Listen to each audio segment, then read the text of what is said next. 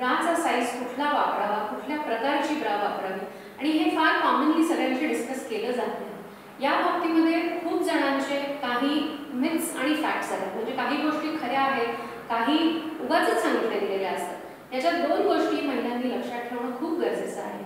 ब्रेसियरचा size हा नेहमी असा निवडावा जो त्या महिलेला कम्फर्टेबल आहे, व्यवस्थित दिवसभर महिलेला कम्फर्टेबल वाटणं हे अतिशय महत्त्वाचं आहे।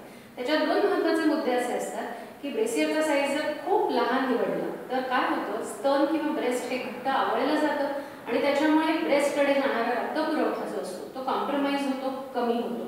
त्याच्याही पेक्षा महत्त्वाचं, ब्रेस्टमधून परत जाणारी जी लसिका ग्रंथी असते, ज्याला आपण लिम्फ नोड्स किंवा लिम्फॅटिक ड्रेनेज असं म्हणतो, ते अतिशय नाजूक असतं। लिम्फ ड्रेनेज जे आहे ते ब्रेस्टकडनं टॉक्सिन्स म्हणजे जे नको असलेले पदार्थ ब्रेस्टमधनं बाहेर पडायला हवे ते बाहेर पडण्याचं काम करतात।